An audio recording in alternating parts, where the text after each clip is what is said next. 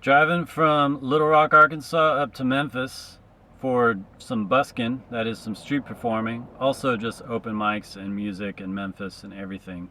But I was thinking while I was driving about if you Google busking within different cities or street performing within different cities, the results that pop up are all about the license, the permits, the regulations, all this boring stuff.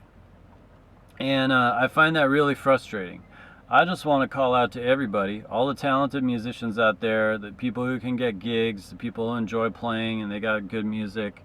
Go out there and busk and put that online so that when we Google busking in cities, we see examples of people playing music in cities that's entertaining, and we don't see a bunch of rules and regulations and permit information. The reason why I find this frustrating is that the law, I think we're all adults here, like we're all aware that laws aren't applied equally across people. Like that should be common knowledge by now if you're, past your 18 years old at this point. So even if the laws and regulations exist, it doesn't mean that they're enforced. Okay, so first off, you just have to go there, you have to experience it, and it's going to change. It's going to change based on what the people feel, like what the cops and what the store owners and what the vibe is. It might change, might be different on a Monday, might be different on a Friday or Saturday at noon or 8 o'clock or 10 p.m. Like these are all factors that can affect whether those laws would be enforced. And even if it's allowed, maybe you go there and you're like, well, I don't really want to do it. So I just really want to emphasize for everybody checking out the vibe of the area, and don't think of street performing and busking as a way to make money, because you probably won't. Probably won't make too much, I don't think. Think of it as a way to add culture to the scene, and sort of make things interesting within the environment, and to interact with people. Think about street performing in that way. Think about it as like a very interesting thing that you could do is to bring your songs to downtown, and you could, if you got one song left, you could just crank up that volume and be super loud and then play super loud for 3 minutes and then hit it out of there. You could do a bunch of interesting things. Whatever you want to do, you could do. And that's very empowering, and that's very interesting and very cool. So getting back to this notion that there's not much point in Googling laws and regulations for busking, because you really need people's direct experiences, and you really need to interact directly with the place and could just kind of get the vibe. And because the cities are going to be conservative in terms of coming up with laws and regulations, because if they want somebody to be removed, they want to have the legal basis to do that. So if you're busking, if you're street performing, and you're super annoying, then they want to be able to tell you to stop. Or if you're not socially appropriate, or you just make people feel awkward, then they want the laws and regulations in place that will allow them the ability to get you to stop. That's the sort of difficult part, is that like when I'm busking and street performing, I know that if a business tells me to stop, a little bit of it is like non-complimentary, a little bit of it is like, oh, that sucks because they don't like me and it actually didn't go well. It's not about this blanket policy that this business had, it's actually about you. If the cops tell you not to do it, it's kind of about you a little bit, and that kind of sucks, So I've been grateful this whole time I've been traveling and street performing that I haven't been told not to, and I've actually been supported. I think a business bought me a beer once. An employee, I got tipped by employees a couple times, like things like, I went to a farmer's market in McKinney, and out of convenience, maybe out of curiosity, I just went up to the sort of people who ran it, and I was like, hey, like, what is it for me to set up a booth here? I was going to pay like $15 because I heard it was cheap and I was willing to do that. But I ended up just standing next to the vendors, and I'm not paying for a booth or anything. I'm a little off of it, but it's a little gray area. And one of the vendors gave me $5 and I played for like an hour or more, or hour 20 minutes or something. One of the vendors gave me $5. So these aren't people who are saying, you're bad for not paying your vendor fee and sneaking in. These are people for saying you're doing a good thing. Here's some support. And I think that you got to understand that street performers, buskers, are superstitious, and so are store owners. So I think buskers will be like, yeah, this is a great place because maybe they got tips there one day, and then they think, oh, every Wednesday at 2 o'clock is the sweet time, and if I wear these shoes, I get tipped a lot. You know, people are superstitious because sometimes superstitions are correct.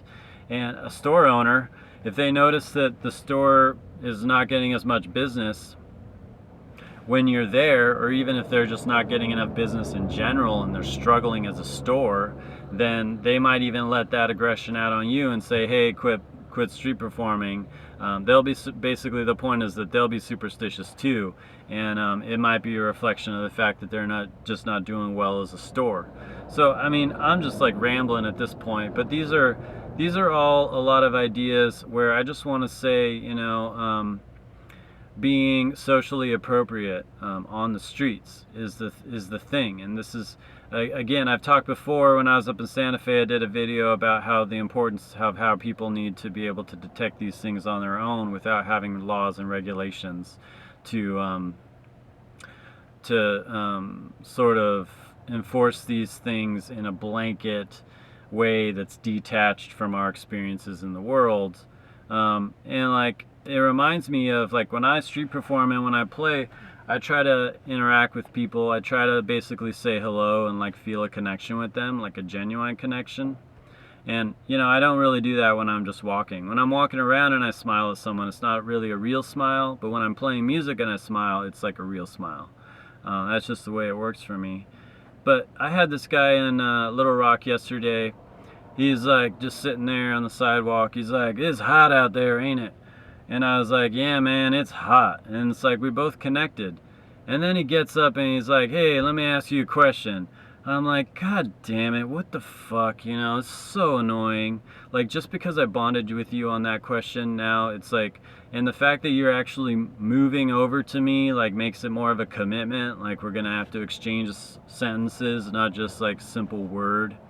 So he moves over to me. He's like, do you got $1.50? I'm like, I don't have any spare change. And then he says nothing and he goes away. And I felt bad. But I'm like, you didn't ask me about the weather because you wanted to connect with me. You asked me about the weather as your initial opening question. And when you get a connection, then you think there's a higher likelihood that I'm going to give you money. But when I street perform, when I play, I genuinely connect with people. I say hello to them, but I'm not saying hello to say to them next, can you give me $1 or anything like that. And even a lot of times when they give me $1, because I got these free download cards, I want to get rid of my download cards.